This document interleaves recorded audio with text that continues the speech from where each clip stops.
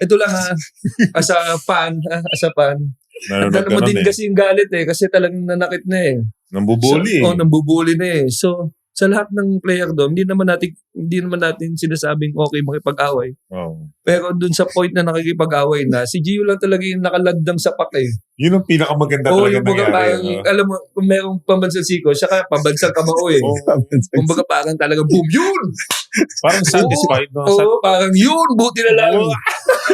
Meron. Kasi madalas kasi ito, walang biro Parang pag-away kasi ng mga player ng basketball, kita mo talaga, basketball player sila, hindi sila marunong sumapak. Minsan pa ganon.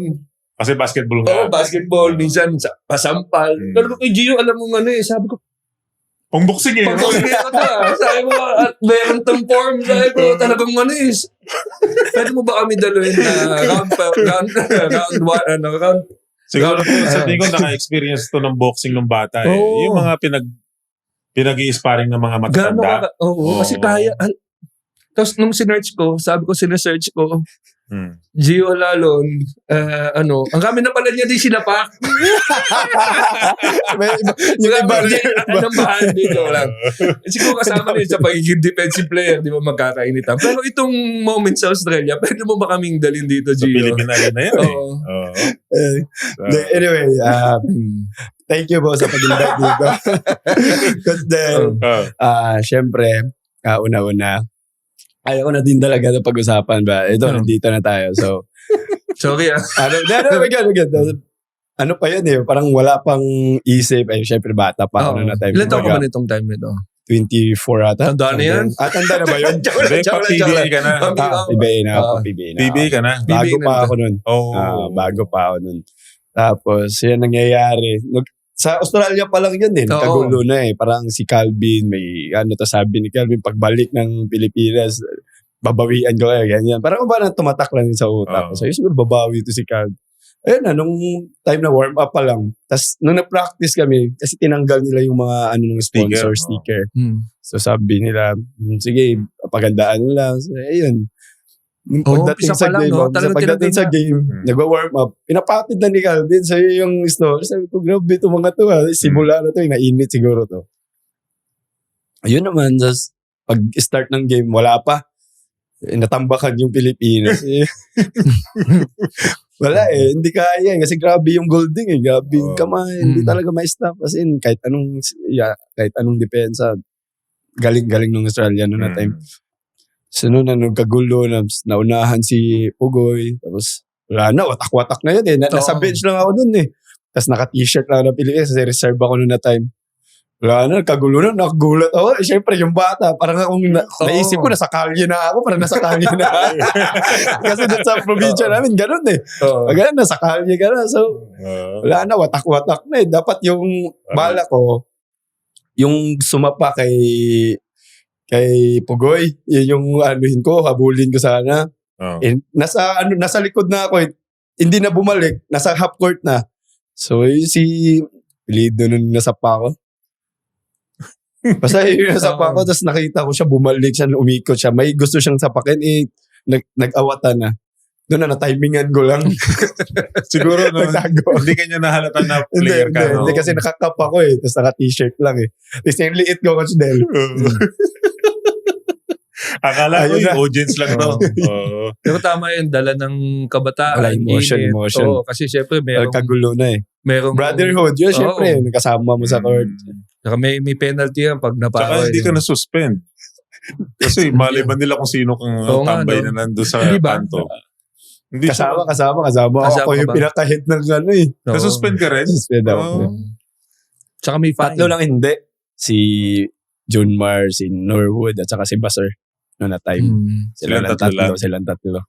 Nasabi mo yung probinsya, yung naalala mo yung sa probinsya gano'n. Saba, gano'n, Cagayan de Oro. Kasi nung bata pa po ako, na talaga ako, na ako ng boxing. Talagang boxing din talaga. Gano'n na.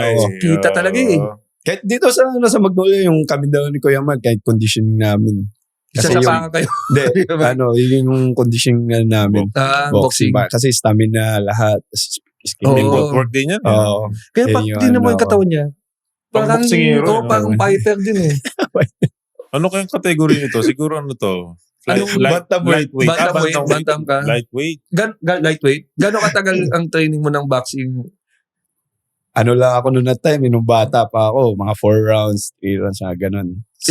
Mga isang oras, mga ganun. Gano'n ka bata? Mga 10 to 12, ganun na. Sabay na to basketball, boxing? Hindi. Sabay. Oh. Hapon yung boxing. Hapon.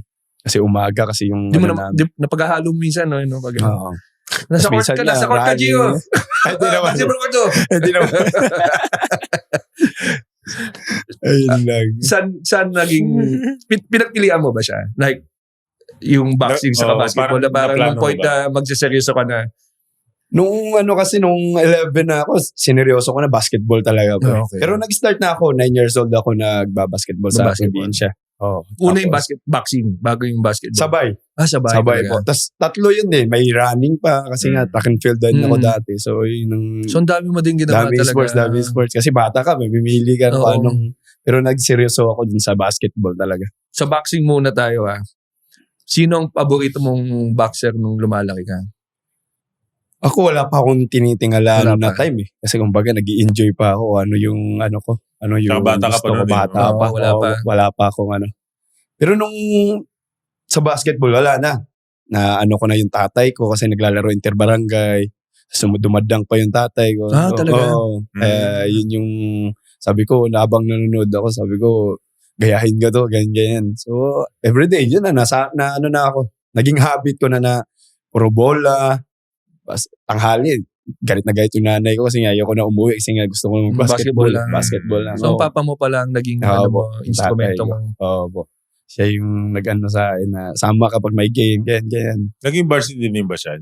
Hindi, Coach Del So, sa interbarangay siya laro? Sa interbarangay lang, puro barangay lang. Tapos magaling siya maglaro? Galing. Kasi laro niya, slash kasi malakas siya tumalon. Natalon. Kahit lasing, dumadang laro nila tanghali, umaga. Tapos laro na siya. Sabi ko, grabe ito pag condition talaga no? Probinsya kasi walang pakialam sa